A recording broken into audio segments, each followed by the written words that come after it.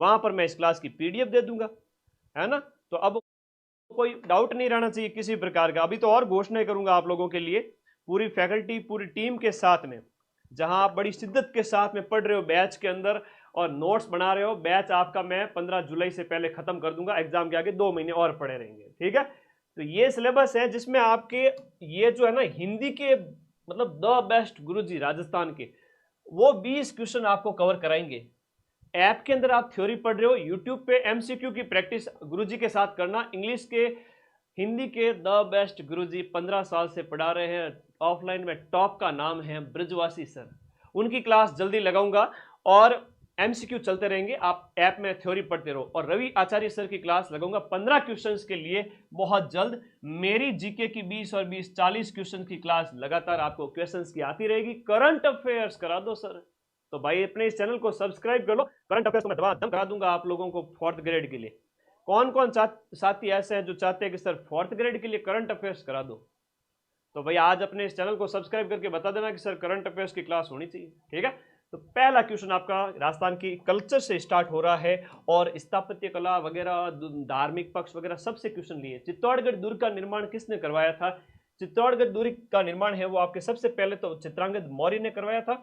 ये मेसा के पठार पर स्थित है और राजस्थान का सबसे बड़ा, ये मेसा के पठार पर स्थित है, राजस्थान का जो है सबसे बड़ा लिविंग दुर्ग है जहां पर सबसे ज्यादा संख्या में लोग रहते हैं। ये चित्रांगद मौर्य के द्वारा बनाया गया, बप्पा रावल के द्वारा। आपको पता है तो जो हारित ऋषि इनके गुरुजी हुआ करते थे, तो यहीं पर आपके जो भगवान शिव का एक मंदिर बनाया गया था। मेवाड़ क्षेत्र में कौन से मंदिर का निर्माण करवाया गया था आप बताएं, क्योंकि वो कहते हैं ना मतलब उनके मेवाड़ के राजा अपने आप को चाकर मानते थे और किले को लेना चाहोगे। कर्नल जेम्स टॉड ने कहा मुझे तो भैंसरोडगढ़ वाला किला दे दो भाई, चित्तौड़गढ़ के अंदर स्थित है भैंसरोडगढ़ का किला, जिसे राजस्थान का वेल्लोर कहते हैं। चंबल नदी के तट पर, चंबल के तट पर निम्न में से कौन सा किला स्थित है? ग्रेड 4th का एग्जाम है, डरना नहीं है। कोई हाईफाई जीके ऐसा वो नहीं आएगा, 80% जीके सरल ही आएगा, 20% का और मैं तैयार करवा दूंगा। चंबल नदी के तट पर कौन सा किला स्थित है? कौन से किले की बात हो रही है यहाँ चंबल नदी के तट पर? चंबल नदी के तट पर देखो आपका शेरगढ़ का किला है जो कि आपके धौलपुर के अंदर चंबल नदी के तट पर स्थित है। एक आपका जो शेरगढ़ का किला है वह आपके कहाँ है? मारा जिले के अंदर है। अगला प्रश्न आएगा कोषवर्धन का किला। कोषवर्धन कौन से किले का नाम है? शेरगढ़ किले का नाम है। कोष, कोष मतलब होता है खजाना गुरुजी। भाई कोष का मतलब क्या होता है? खजाना होता है कि नहीं होता है? खजाना बाहर नहीं रखना है, कोई चुरा के ले जाएगा। बाहर मतलब गुरुजी क्या मतलब? अरे 12 जिले की बात हो रही है भाई, 12 जिले की बात हो रही है। ये शेरगढ़ का किला हो गया, ठीक है। तो ये आपको याद रखना है, कोषवर्धन इस किले का नाम है। बटनेर तो उत्तरी बटकीवाड़ है, वो आपका राजस्थान का सबसे पुराना किला हनुमानगढ़ में स्थित, जिसके ऊपर सबसे ज्यादा आक्रमण हुए, 30वीं शताब्दी में बना था, है ना। आगे देखो लोहागढ़ का किला है वो आपके कौन से जिले में स्थित है? लोहागढ़ है तो जाटों की जो रियासत हुआ करती थी, भरतपुर का लोहागढ़ किला। एक अभी हाल ही में प्रश्न आया था कि भरतपुर राज्य की स्थापना किसने की थी, तो चूड़ामन का नाम याद करना। चूड़ामन है भरतपुर के जाट राज्य के क्या हुआ करते थे? संस्थापक। मतलब सबसे पहले इन्होंने है वो भरतपुर के जाट रियासत की जो क्या है नींव डाली थी। ये प्रश्न अभी एग्जाम में पूछा गया था। अलाउद्दीन खिलजी ने सिवाना के किले को 1308 ईस्वी में जीत लिया था और 1311 में जालोर जीत लिया। 1301 में उसने क्या जीत लिया था? 1301, फिर 1303, 1303 में तो उसने चित्तौड़ को जीता था। 1303 में किसको जीता था? चित्तौड़ को। और 1301 में हम बात करें तो वो रणथंभौर को जीता था। तो ये आप लोगों को याद रखना है कि अलाउद्दीन के विजय अभियान हुआ करते थे उस समय। जब 1308 में सिवाना के किले को जीता, उसका नाम उसने खैराबाद रख दिया। खिजराबाद है तो ये आपके चित्तौड़ के किले का नाम रखा था। ये अभी साथ में याद करना। तुलजा भवानी, छत्रपति शिवाजी महाराज की जो कुल देवी है वो तुलजा भवानी हुआ करते हैं। तो तुलजा भवानी माता का मंदिर आपको चित्तौड़गढ़ किले में देखने को मिलेगा। कहां पर देखने को मिलेगा? चित्तौड़गढ़ किले में देखने को मिलेगा। और 4th ग्रेड नियाल हो जाओगे। 55,000 पोस्ट किसे कहते हैं? एक बार नौकरी लग गई, 8वें वेतन आयोग के तहत चतुर्थ श्रेणी कर्मचारी की जो सैलरी होगी तुम्हारी कितनी होगी पता है? लगभग 35,000 प्लस होगी। 35 से 40 हजार घर महीने के, है ना। तो इतना कोई वो होता ना। ये किताब तो सबके पास आ गई होगी। अब ये सैलरी वैलरी लेनी है तो इस नंबर पे आपको व्हाट्सएप करना है और ये बुक घर बैठे ऑर्डर करनी है। अब हमारा इस सिस्टम स्पीड पोस्ट के साथ में आपका घर बैठे बुक पहुंचाने का है, जिसमें क्या है कि आप कहीं भी हो गांव देहात में 50 रुपए डिलीवरी चार्ज के साथ घर आएगी किताब। आपको भाड़ा 50 रुपए खर्च करके शहर नहीं जाना पड़ेगा, घर बैठे ये किताब पढ़ देगी आएगी। और रामबाण 2.0 41 जिलों के अनुसार राजस्थान जी के, जो कि राजस्थान जी के आपके 45 क्वेश्चन आ रहे हैं 120 में से। अगर राजस्थान जी के और स्ट्रॉन्ग करना है तो ये किताब भी साथ में रखो। और इस किताब में तो पूरा सिलेबस एक ही किताब के अंदर है। नंबर 1 बुक है अपनी राजस्थान चतुश्रेणी कर्मचारी की वर्तमान के अंदर। तो ले आना सभी साथी इस किताब को अपने पास। विभीषण जो रावण के भाई हैं, उनका मंदिर जो एकमात्र विभीषण मंदिर है वो कैथून कोटा के अंदर है। एक आता है लक्ष्मण मंदिर कहां पर है राजस्थान के अंदर, एक प्रश्न जो आता है ना वो आता है लक्ष्मण मंदिर का। तो ये जो लक्ष्मण मंदिर है ना वो आपके कहां पर है, भरतपुर के अंदर है। क्योंकि लक्ष्मण, हम बात करें लक्ष्मण जी भरतपुर के जाटों के कुल देवता माने जाते हैं, ये इसलिए इंपॉर्टेंट प्रश्न हो जाता है। ठीक है, ओके। अगला प्रश्न देखिएगा, किराडू का सोमेश्वर मंदिर जो कि आपका बाड़मेर के अंदर है, कहां पर स्थित है, बाड़मेर में स्थित है। ये गुर्जर प्रतिहार शैली की है। गुर्जर प्रतिहार शैली की बात करें, आज से लगभग 1000 साल पहले की हम बात कर रहे हैं गुर्जर प्रतिहार शैली। और गुर्जर प्रतिहार शैली जो है, ये जो सोमेश्वर मंदिर है, इसकी हम बात करें एग्जाम्पल, आप नंबर आंसर देते जाना, किस किस के कितने आंसर सही हो रहे हैं, थोड़ा पता तो चले कितना पानी में हो। अभी जून जुलाई अगस्त सितंबर, अभी भी 3 महीने और 20 दिन का टाइम है। 0 लेवल से तैयारी करके आराम से सिलेक्शन ले सकते हो। ऐसा मौका पूरी जिंदगी नहीं आएगा, ध्यान रख लेना इस बात को। किराडू का सोमेश्वर मंदिर है वो आपका गुर्जर प्रतिहार शैली का मंदिर हो जाता है। इसे जो है हम बात करें तो ये आपका भगवान शिव को समर्पित है, बाड़मेर जिले के अंदर स्थित है। किराडू, किराडू तो हम बात करें तो राजस्थान के अंदर जो किराडू है, राजस्थान का खजुराहो कहलाता है। खजुराहो का मंदिर वैसे तो एमपी के अंदर है और इसे राजस्थान का हम क्या कहेंगे, खजुराहो कहेंगे। तो ये वेरी इंपॉर्टेंट हो जाता है, याद करना है। ठीक है, खजुराहो मध्य प्रदेश में है, ये राजस्थान के अंदर है। इसे राजस्थान के खजुराहो की संज्ञा दी गई है किराडू वाले मंदिर को। और ये प्रश्न बार बार एग्जाम में आता है। ये प्रश्न वो हैं जो बार बार एग्जाम में आते हैं। आज की इस क्लास से आपको कई सारे प्रश्न मिल जाएंगे आपके 17 सितंबर को जो पेपर होगा उस दिन। तो बेणेश्वर धाम है वो किन 3 नदियों के संगम पर स्थित है, सोम, माही और जाखम है, जो अलग अलग डिस्ट्रिक्ट से, अलग अलग अपने उद्गम स्थानों से आती है। सोम, माही और जाखम। नवा टापरा, नवाटपुरा नहीं है, नवा टापरा, नवा टापरा जो गांव है जो आपका डूंगरपुर के अंदर स्थित है, वहां पर इन नदियों का आपस में क्या होता है, संगम होता है। वहां पर संत माव जी की तपोस्थली है। माघ पूर्णिमा के अवसर पर जिनका मेला लगता है, बेणेश्वर मेला लगता है, कब लगता है, माघ पूर्णिमा के अवसर पर। तो ये संत माव जी की तपोस्थली रही है ना। तो माघ पूर्णिमा के अवसर पर मेला है। संत माव जी को वागड़ का धनी कहते हैं, इतना प्यारा क्वेश्चन है। ठीक है, दरगाह जिसे अब्दुल्ला पीर के नाम से जाना जाता है, बोहरा मुस्लिम संत जो है अब्दुल रसूल का लोकप्रिय मकबरा। अब्दुल रसूल और अब्दुल्ला पीर की दरगाह अगर पूछे तो वो है बांसवाड़ा के अंदर है। कहाँ है, बांसवाड़ा। लेकिन पूछे कि आपकी फखरुद्दीन की मजार कहाँ है, वो गलियाकोट डूंगरपुर के अंदर है। और ये क्वेश्चन तो बार बार एग्जाम में आते हैं। पंजाब शाह का उर्स, हाँ, के अंदर है, कहाँ है, बांसवाड़ा। लेकिन पूछे कि आपकी फखरुद्दीन की मजार कहाँ है, वो गलियाकोट डूंगरपुर के अंदर है। और ये क्वेश्चन तो बार बार एग्जाम में आते हैं। पंजाब शाह का उर्स, हाँ, पंजाब शाह का उर्स कहाँ मनाया था, देखो ये 2.5 दिन का उर्स मनाया जाता था अजमेर, मध्यकाल के अंदर। आज से 300-400 साल पहले ले लो तो मध्यकाल के अंदर अजमेर में यहाँ पंजाब शाह का उर्स लगता था 2.5 दिन का। तो ये आपको याद रखना है, 2.5 दिन का जो झोंपड़ा है वहां। पीर फखरुद्दीन की मजार, पीर फखरुद्दीन बाबा की मजार किस नदी के तट पर स्थित है, तो ये आपके माही नदी के तट पर है। माही नदी वो नदी है जो आपके बांसवाड़ा और डूंगरपुर को ऐसे 2 बार काट, मतलब कर्क रेखा को 2 बार काटती है।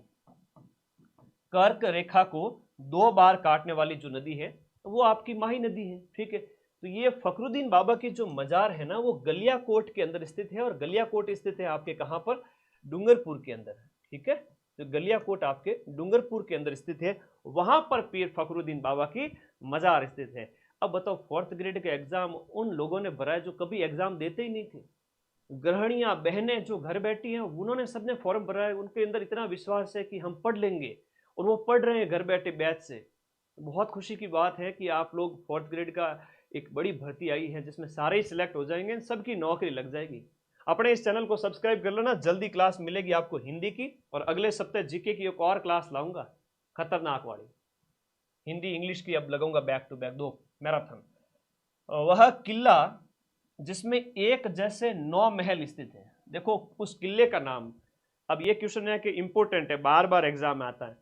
तो ये जो है आपके सवाई माधो सिंह जो है नाहरगढ़ का किला, 9 महल की बात हो रही है। एक जैसे कितने 9, न से 9, न से 9 और न से नाहरगढ़। ये माधो सिंह की बात हो रही है, माधो सिंह को या फिर माधो सिंह सेकंड को या सवाई माधो सिंह को, एक ही बात है। ठीक है, सवाई माधो सिंह कहो या माधो सिंह सेकंड कहो, एक ही बात है। अब उनकी 9 मित्रियां थी, अब सबको खुश करने के लिए किसी के लिए बादल महल, मूमल महल है, रसूख महल, सूर्य महल, चांद महल, और जो जैसी थी उसके उलिये के हिसाब से उसके लिए महल बना लिया कि तेरा थोबड़ा जैसा वैसे तेरे लिए महल बना दिया, लेकिन 9 ही अच्छी थी तो इसलिए 9 जैसे महल बना दिए। राजा की खास 9 मित्रियां, तो उनके लिए 9 महल बनाए गए। जयपुर के राजा थे, ठीक है, माधो सिंह, ज्यादा पुरानी बात नहीं है, 100-125 साल पहले की बात। हवा महल का निर्माण किसने करवाया था? देखो हवा महल का निर्माण सवाई प्रताप सिंह ने करवाया था 1799 ईस्वी के अंदर, और इसकी 5 मंजिला है ना। मंजिलें कितनी है? 5 मंजिल हैं। अब 5 मंजिल के अलग अलग नाम है ना। जो सबसे ऊपर वाली है, जैसे हम सूर्य की रोशनी मान लो पहुंचे तो वो आपकी सूर्य की रोशनी से संबंधित याद कर लेना, ठीक है। हवा जो है प्रकाश नाम से सब हर एक का नाम दिया गया है इस तरह से।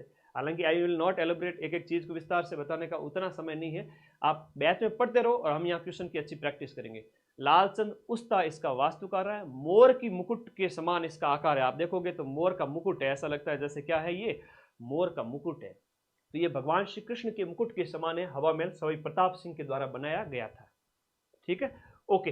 पृथ्वीराज, जो पृथ्वीराज की 12 खंभों की छतरी, ये निम्न में से कौन से किले में स्थित है? देखो कुंभलगढ़ का जो किला है, जो कि राजसमंद के अंदर स्थित है, कुंभलगढ़ का ये किला, इस कुंभलगढ़ के किले की बात हो रही है। उड़ना राजकुमार पृथ्वीराज है ना, सिसोदिया, उड़ना राजकुमार। उड़ना राजकुमार इसका नाम क्यों पड़ा? अरे जब ये युद्ध में तलवारें चलाता था ना, एकदम ऐसा लग रहा था कि उड़ रहा है, इतना वीर था ये। तो इसकी जो 12 खंभों की छतरी है वो कुंभलगढ़ किले के अंदर स्थित है, राजसमंद में। बार बार प्रश्न आता है, मामा देव का कुंड कहाँ है, ये प्रश्न भी एग्जाम में पूछा जाता है, लिखो।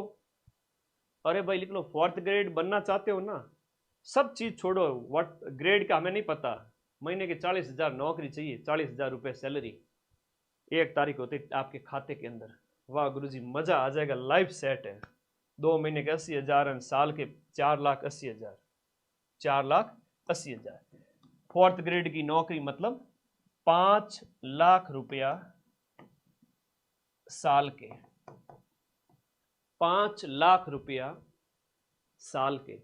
मात्र 899 का बैच पढ़ना है और मेरी मैराथन देखनी है। आप लोगों को एग्जाम में हूबहू क्वेश्चन मैं मिला दूंगा, चिंता मत करो। राजस्थान जीके हिंदी पढ़ करके लीड ले लो एग्जाम के अंदर, ठीक है। तो 5 लाख महीना मिलेगा आपको, ये मान के चलो, इतना बड़ा मोटिवेशन है, ठीक है, ओके। कुंभलगढ़ दुर्ग में आपको पता मामादेव कुंड भी है, एक बहुत इंपॉर्टेंट है कि आपको जहां पर कुंभा की हत्या उसी के बेटे उदा ने कर दी थी, ये प्रश्न भी एग्जाम में आता है। अरे सच्ची बात है, अरे सच्ची बात है भाई, साल के लगभग 5 लाख रुपया कमा लोगे। तुम लोग मानते नहीं हो कि इस बात को। दूसरा वाला कमेंट कर रहा है, वो कह रहा है कि सर मेरे को बांस के पेड़ पे चढ़ा दिया। झूठी बात थोड़ी कर रहा हूँ, है चल झूठा कहीं का, बांस के पेड़ पे नहीं चढ़ा रहा हूँ, सच में इतनी सैलरी मिलेगी 5 लाख के लगभग। हम यकीन नहीं हो तो तुम्हारा पड़ोसी जब नौकरी लगे उस समय देख लेना। ना गुरुजी पहले तो मैं लगूंगा, साची बात बता रही हूँ, ठीक है। अरे 8वें वेतन के बाद, प्रोबेशन के बाद में सैलरी हो जाएगी आपकी 35 से 40,000 रुपया। यकीन नहीं हो तो 2 साल बाद में फिर ऑटो पे जीप फेरते रहना, फिर बताना अरे गुरुजी वाकई में आपने सही कहा था। क्या करूं मैं तुम्हारा, प्रेम जो करता हूं तुम लोगों से, सच्चाई बताए बिना भी रह नहीं सकता। तुम लोग लखनऊ के लाडे हो। शालिम सिंह की हवेली, एक है नथमल की हवेली, पटवों की हवेली। यह प्रश्न बार बार एग्जाम में आता है ना। पटवों की हवेली हो गई, सालिम सिंह की हवेली है, नथमल की हवेली है। ये प्रश्न बार बार परीक्षा में आता है और पूछा जाता है, हैं? हाँ, अरे चपरासी छोड़ राजा बोल, चपरासी छोड़ राजा बोल। ऐसे ऐसे डिपार्टमेंट में ज्वाइनिंग हो जाएगी, या तो उस अफसर को जानेंगे या फिर उस फोर्थ ग्रेड कर्मचारी को जानेंगे। फोर्थ ग्रेड के आगे जाके बोलेंगे, सर साहब मेरा काम बड़े साहब तक पहुंचा दीजिए, आप छोटे साहब हो और बड़े साहब तक मेरा काम पहुंचा दीजिए, मेरी बात पहुंचा दीजिए। फिर आप भी भाव खाओगे, मेरे को फोर्थ ग्रेड बोल रहा था उस समय जब मैं तैयारी कर रहा था या कर रही थी, अब करूँ तेरा काम। समझते तो है नहीं, इतनी इंपॉर्टेंट नौकरी है।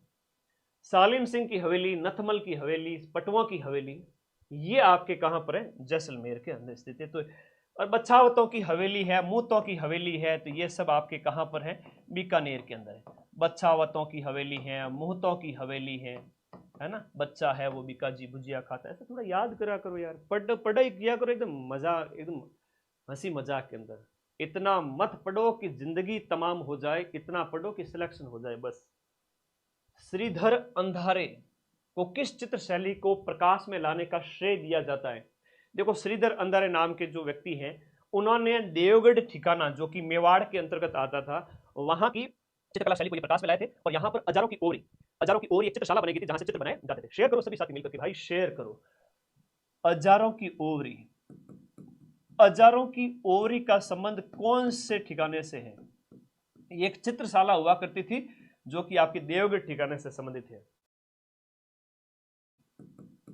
हजारों की ओवरी का संबंध कौन से ठिकाने से है?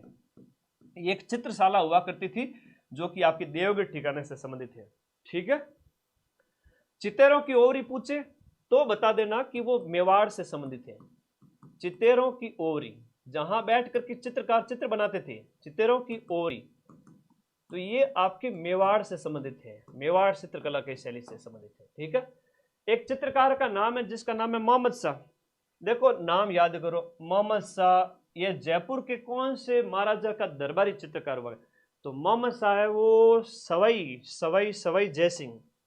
ये इंपॉर्टेंट क्वेश्चन है, वेरी वेरी इंपॉर्टेंट है। हाँ,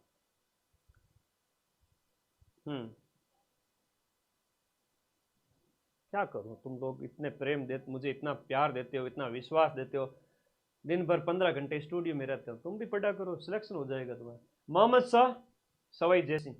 अब देखो बेटा, एक प्रश्न आता है कि ईश्वरी सिंह, अभी आएगा प्रश्न आगे।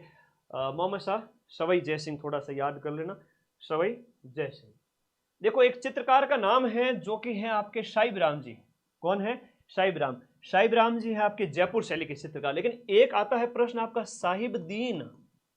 चिंता मत करो, तुम्हें फोर्थ ग्रेड की नाव तो मैं ही पार कराऊंगा बेटा। लास्ट टाइम इतनी मैराथन लगाऊंगा, इतनी मैराथन लगाऊंगा कि मैराथन से ही सक्सेस हो जाओगे। तब तक नोट्स पूरे पढ़े हुए होने चाहिए, ऐसे यूं काम चलेगा नहीं। तो साहिब दीन की बात करें तो ये मेवाड़ के हैं। ये कहाँ के हैं?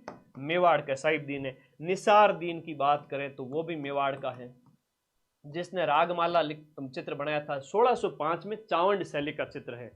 और ये तो इतना इंपॉर्टेंट है कि बार बार आता है।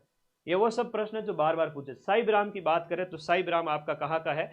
Sahib Ram very very important है, जयपुर शैली का चित्रकार। ठीक है, तो साहिब राम की बात करें तो साहिब राम है वो ईश्वरी सिंह के समय इसने आदमकद चित्र बनाए थे।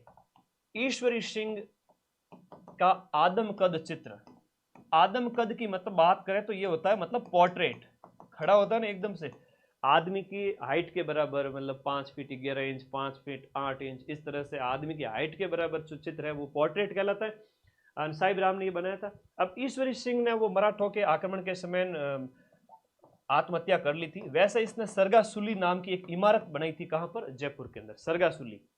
ठीक है, जिसे स्वर्ग का द्वार कहते हैं, लेकिन खुद ही स्वर्ग का द्वार हो गया। राम नाम सत्य, ऊपर से कूद करके नीचे पड़ गए थे। ठीक है, कहने की तुम्हें याद करवाने के लिए मैं बहुत ही सिंपल लैंग्वेज यूज कर रहा हूं ताकि तुम्हें समझ में आए। चित्रकला जो अपने आदमकद चित्रों के लिए जानी जाती है, बड़े बड़े चित्र है ना, आदमी के साइज के हिसाब से कि वो कितने फीट का आदमी है, उस हिसाब से उतने उतने बड़े चित्र, आदमकद चित्र। पिछवइयों की बात करें, पिछवई जो चित्र होता है ना, वो श्रीनाथ जी के जो मंदिर में उनकी मूर्ति के पीछे जो कपड़ा लगा रहता है, भगवान श्री कृष्ण की मूर्ति के पीछे जो कपड़ा लगा होता है, जिसपे उनके जीवन लीलाओं का अंकन होता है, नाथ द्वारा राजसमंद का है ना, याद रखना, नाथ द्वारा, नाथ द्वारा की फेमस है पिछवई कला राजसमंद, भगवान श्री कृष्ण के पीछे जो पर्दा लगा रहता है। ये प्रश्न बहुत फेवरेट है अधीनस्थ बोर्ड का। पशु पक्षियों की चित्रण शैली, देखो पशु पक्षी क्या चुगते हैं सर, दाना चुगते हैं। हम तो नुक्ति वगैरह भी रख दो उनके आगे, बूंदी, तो भी वो खा लेंगे, है ना। तो बूंदी, बूंदी से याद कर लेना थोड़ा सा। पशु पक्षियों की शैली है वो बूंदी चित्रकला की शैली है। एक प्रश्न आता है, नारियों द्वारा शिकार है, नारियों द्वारा क्या किया जाता है, शिकार किया जाता है, नारियों द्वारा शिकार के दृश्य, ये कोटा शैली का चित्र है। किस शैली का चित्र है, ये है आपके कोटा शैली का चित्र। अब तुम लोग ऐसे ऐसे रेगुलर स्पेशल में क्लासेस लगाता रहूंगा, तुम लोग अगर रोजाना मुझे दर्शन देते रहोगे तो तुम्हें मैं पढ़ा दूंगा, ठीक है। और क्या कहते हो तुम लोग, बताओ, हिंदी की क्लास लगा दूं एक, बताओ बताओ बताओ, हिंदी की क्लास लगा दूं क्या, हिंदी की एक मैराथन लगा देता हूँ, 100, 125, 150, 200 प्रश्न जितने भी, ठीक है। ब्रजवासी सर से पढ़ के देखना, फर्क पता चलेगा, ठीक है। जिसके भी कुछ एक, जैसे अभी स्पीड पोस्ट का सिस्टम है, 5 दिन में किताब आपके घर आ रही है, गांव देहात ढाणी ढाणी जहां तुम बैठे हो, 5 दिन मैक्सिमम। और वो शुल्क है 50 रुपए का चार्ज स्पीड पोस्ट की वजह से। आप कहाँ शहर में जाओगे किताब लेने आओगे, 100-200 रुपए खर्च हो जाएंगे, तो उससे तो बेटर है ना, नजदीकी कहीं बुक मिल रही है तो लेके आ जाओ, कोई दिक्कत नहीं। नहीं मिल रही है तो हमसे ऑर्डर करो, घर बैठे हो हमसे ऑर्डर करो, हम भेजेंगे आपसे। रागमाला एक वेरी इंपॉर्टेंट क्वेश्चन है, वेरी वेरी इंपॉर्टेंट, वैसे मार्केट रेट पे ही उपलब्ध है, तो माइंड मैप से ऑर्डर करके अपना ऑर्डर बुक कर लेना। रागमाला किस शैली का चित्र है, रागमाला की बात करें तो ये सावंत शैली का चित्र है, जो 1605 ईस्वी के अंदर निशारदीन ने बनाया था, ठीक है, अमर सिंह के समय, अमर सिंह प्रथम, अमर सिंह प्रथम के समय। और अमर सिंह की हम बात करें तो ये महाराणा प्रताप के क्या हुआ करते थे, पुत्र हुआ करते थे, तो उनकी संबंधित है आपका सावंत चित्र शैली। मेवाड़ शैली का ही पार्ट है। राजस्थान की वेशभूषा में एक आती है आपकी अटपटी पगड़ी, अटपटी पगड़ी का संबंध है वो आपके मेवाड़ से संबंधित है, अटपटी पगड़ी। एक होता है मोठड़े की पगड़ी, कौन से होते, मोठड़े की पगड़ी। और मोठड़े की जो पगड़ी होती है ना, वो आपके विवाह के अवसर पर पहनी जाती है, मोठड़े की पगड़ी है वो आपके किस अवसर पर पहनी जाती है, विवाह पर पहनी जाती है। अटपटी याद रखना। एक प्रश्न पूछा गया था हाल ही में, खंगा क्या होता है ना, खंगा, खंगा, खंगा है वो आपका साफा हुआ करता था मध्यकाल के अंदर, ठीक है। तो भाई पुरुषों के द्वारा जो साफा पहना जाता है सिर के ऊपर, वो खंगा कहलाता है। तो राजस्थान की वेशभूषा से ऐसे ऐसे प्रश्न भी आ रहे हैं, ठीक है, धन्यवाद। आगे देखो, मोजड़ी, मोजड़ी तो वैसे होती है आपकी जूतियां होती है, और मोजड़ियां तो विशेष रूप से आपकी, इसकी कलाकारी है वो जालोर की बड़ी फेमस है, भीनमाल जालोर की। और जोधपुर की जूतियां बहुत फेमस है ना, जोधपुरी जूतियां, जोधपुरी जूतियां बहुत फेमस है। और कलाकारी है वो भीनमाल की बहुत फेमस है कलाकारी। जिसकी हम बात करें, मोची भारत कढ़ाई, मोची भारत कढ़ाई, और ये प्रश्न आया था पिछली बार सीईटी के अंदर, ये आपका जालोर का फेमस है ना।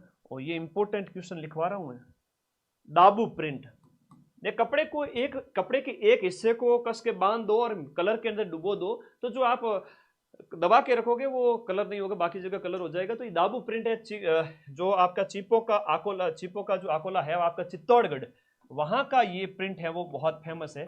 एक आता है बाडोल प्रिंट वगैरह कहाँ का है, तो आदिवासी जो महिलाओं के द्वारा जो भीलवाड़ा सेक्टर का वहां का प्रसिद्ध है। नांदने वहां के फेमस है, नांदने वगैरह।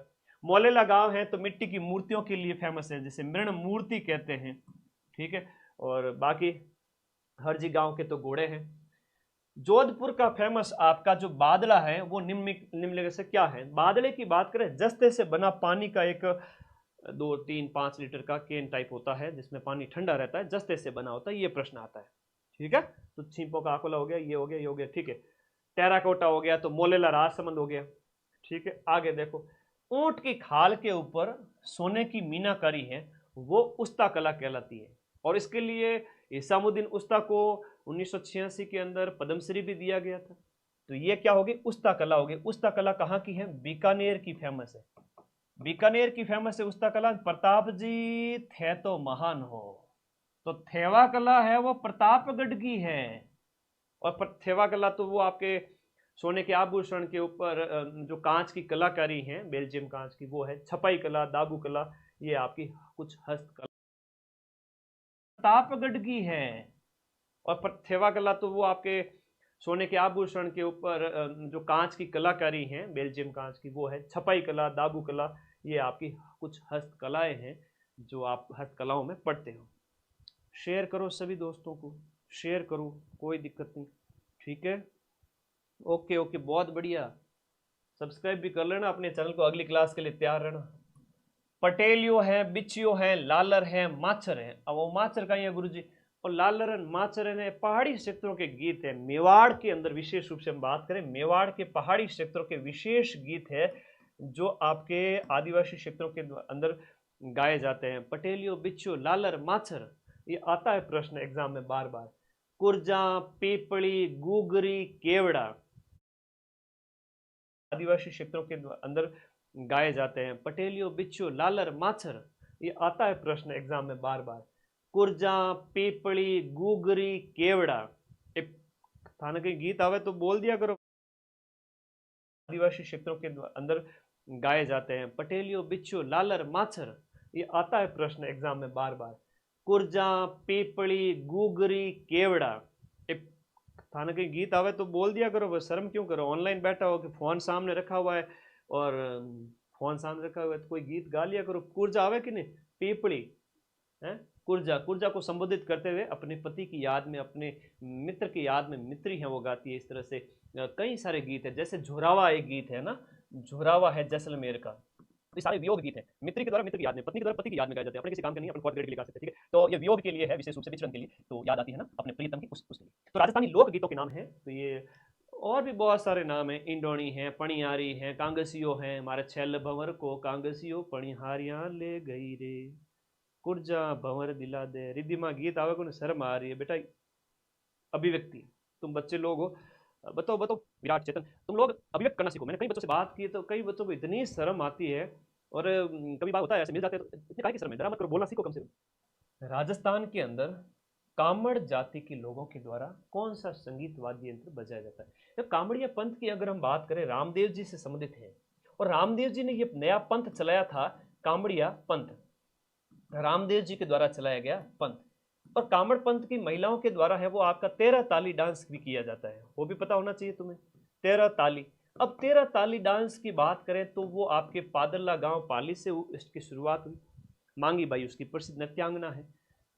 13 ताली में 13 मंजीरे होते हैं, ठीक है, याद रखना। तंदूरा है तो एक तत्वाद्य यंत्र के अंदर आता है, तंदूरा। तंदूरा थोड़ा सा याद रख लेना, तत्वाद्य यंत्र की श्रेणी में।